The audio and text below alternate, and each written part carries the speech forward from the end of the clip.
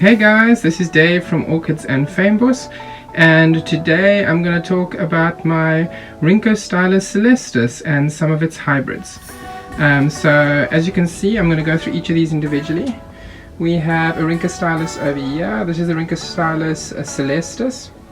I'm not sure if it's the blue or the red variety. I think I have both of them, or should I say pink variety. We also have a Rhynchostylis Coelestis over this side, so I have two of them. I'll explain the damage on the leaves at a later stage. So yeah, and then this one over here, probably one of my most vigorous orchids, and also yeah, one of the easiest I find to care for, is the Rhynchostylis Lou Sneary. So that one's over there. And then look at the roots on this guy, just by the way. I mean, this is absolutely amazing.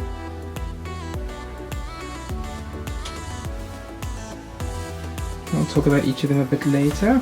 Then this one over here is my Holcostylis MS Sunset. And then obviously the one that's been staring everyone in the face is this one over here. This is the Perreiraara Bangkok Sunset, or which was previously known as Rhynchorides Bangkok Sunset. I mean, these flowers are absolutely magnificent. Okay, so I'm going to go through each of them in a bit more detail and also just explain the reason behind the video. So first of all, the reason I've done this video is because I want to show you some of the vandaceous type of orchids that are a lot easier to provide, let's say, light for and water. I find these species and hybrids a lot easier to care for than some of the other vandas that I have. And again, partly because of the fact that they don't need as much light. I mean, I think as far as I know, they can take a lot of light, but they don't need as much light. Obviously, if you want more intensive colors in the flowers, I mean, as you can see over here, this is the Perreiraara. I think, as far as I know, these flowers can get the color can be a lot more vivid and deeper on the flowers. The reason what I'm actually saying is that these are a lot easier to care for in a home setting. I do have them now in my greenhouse, but I've cared for them for a number of years in the house that the flat that I used to stay in. And and it's just that I felt for many years that, you know, I couldn't grow vandas because in a flat it's very difficult to provide the light that you need. But actually, you know, there are some varieties that are a little lower light requiring, or will survive better and still bloom in low light settings. And that's what I found with the Rhynchostylis and its hybrids. Okay, so to start, as I said, on this side over here, the Rhynchostylis Coelestis, and then this one over here, the Rhynchostylis Coelestis as well. So just some background, these I got, I think, in about the end of 2018, so it's been about a year and a half now. This one, funny enough, the one that's a bit, let's say, damaged, is actually the one that's flowered for me more profusely for some reason. When this one arrived, it actually had transport shock, and you can still see some of the resemblance on the leaves over here. It actually wilted in the packaging a bit, but they sometimes do struggle on transport. I think it's a cold shock usually. I think it's what causes it, or actually heat shock as well. But I've obviously, a few years ago, I cut off all the dead parts of the leaves, and it seemed to be doing very, very well. Obviously I did that to prevent any fungus or any bacteria that might have been present. Then this one I also received following the other one. Actually the grower is very kind and replaced the orchid for me, but I managed to keep both of them alive, so I'm actually ecstatic about that. As far as I know, one is the pink variety, one is the blue variety. I have got bloom pictures of both of them, which I'll show you. I'm not sure which is from which, but yeah, I think that I do have both types. It might just be the light conditions, I'm not sure, but I think I do have both types.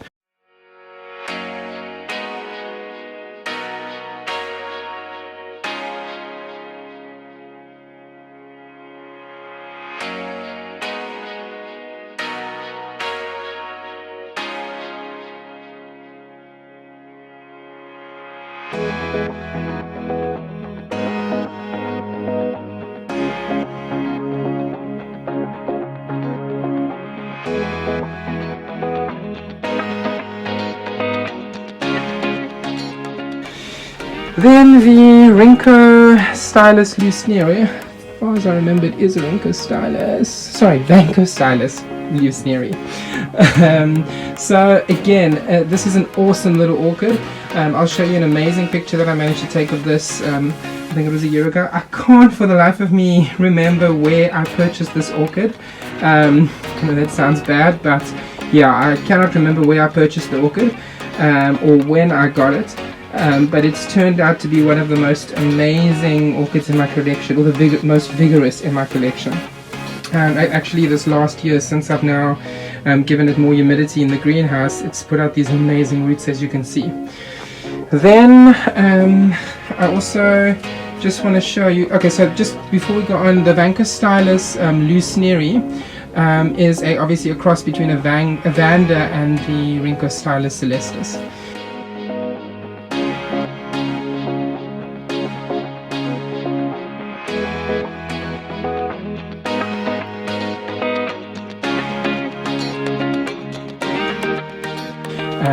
Then we have the Holcoglossum over here, MS Sunlight. This is a cross between a Holcostylis MS Sunset. This is a cross between a Holcoglossum and the Rhynchostylis Coelestis. I can't remember if the Rhynchostylis is a grandparent in this plant or a parent, but I will put that up on the screen.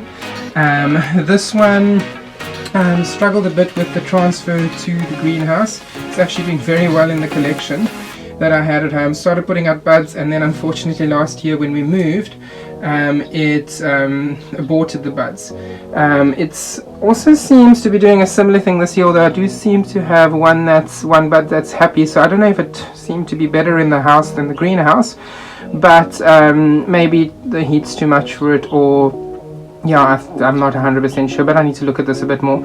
But it puts out a lot of happy sap on the buds, and it seems like those might have been causing the buds to blast. Not 100% sure, but I do have one little bud over there, and I will obviously take a video of this when it is in full bloom. Again, found this pretty easy to care for. It also has amazing roots. Look at this. It's pulled the roots out all the way down into the bottom of the tray that I hold it in. Obviously it likes a lot of humidity. Again, beautiful looking roots. I wanted to try and keep this in the Neofinetla style pots. They're Fukiran type of pots, but we struggle over here to get long-stranded long-stranded sphagnum moss, so I just resorted to coconut coconut chunks in this type of pot. Yeah, so, but again, very vigorous, very happy. Again, we just need to see what's happening with those buds. Then the last one, which again I want to draw your attention to these beautiful flowers. It's absolutely magnificent.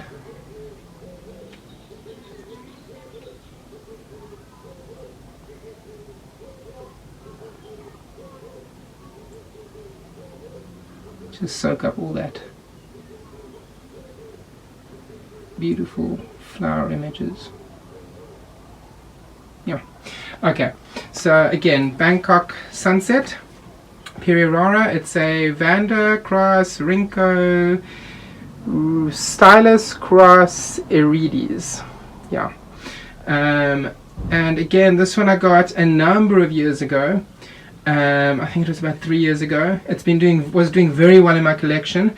It didn't like the initial shock of the transport, etc. And so for I think about the better part of 6 months to a year, I had that scenario where the Vanda just sulked and did nothing. Didn't put out a root. I think it maybe put out a small leaf or half leaf or something. at a certain point. But after that point, it started doing very well, put out a number of new leaves. I think there's about 3 or 4 new leaves in my collection. I think these 3 over here are from the orchid being in my collection. And then and then I moved it to the greenhouse when we moved last May. And it's, with the higher humidity, started putting out a massive amount of roots. I mean, this thing didn't have any roots that were outside of the basket.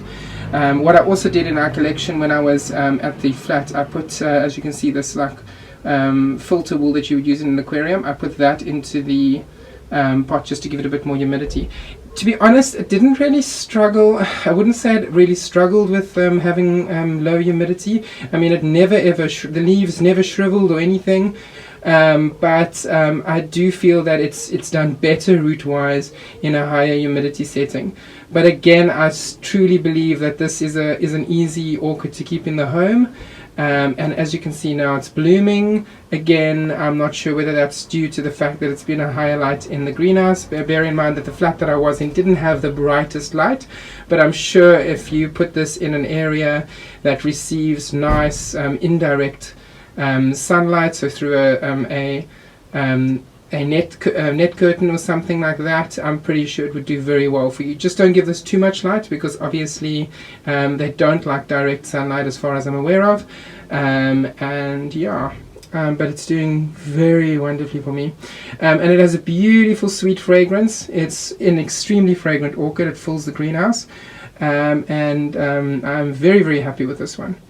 Briefly show you the type of conditions I grow these orchids in the greenhouse. This is the shadier part of the greenhouse, so I think I only receive about 2, maybe 3 hours of dappled sun, or let's say sun, but obviously blocked by this net curtaining over here, through summer. And then in winter I would say no direct or in other words, no sun coming through this curtain, so it's pretty shaded. As you can see, the orchids still bloom in this condition, and actually some of them bloom very well still in these conditions. So you do not need extremely high light for the Rhynchostylis hybrids or species. So yeah, that's just some thing to show you. Also, I do not, the humidity again is higher in the greenhouse, but I have had these orchids in conditions where I would say the average humidity is somewhere between 40, maybe 30 on some days, 40 maybe max to about 50. And then obviously when it rains it would go up higher.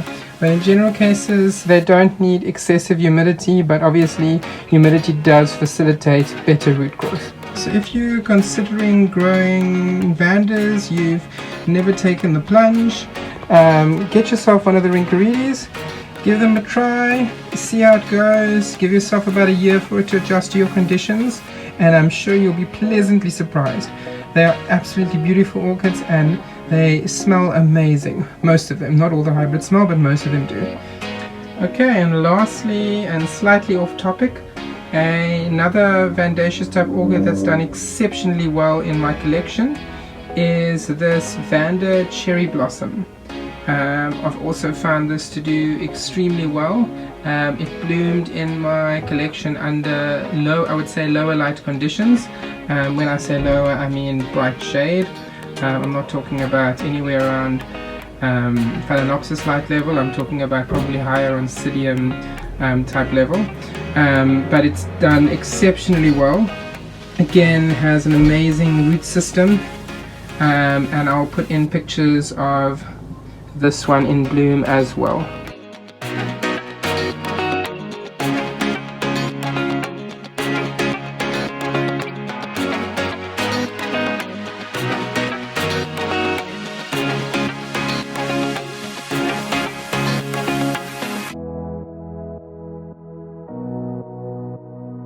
So again, thanks for watching the video, guys.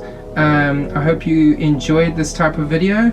If you did, hit the like button below, and also please subscribe for more videos. Also, as I've said, these are orchids that will do very well in a home setting, and don't necessarily need extremely bright light or greenhouse conditions, but will do better in bright shade and in a home setting behind a net curtain or something like that. Yes, again, hope you guys enjoyed. Keep well. Bye.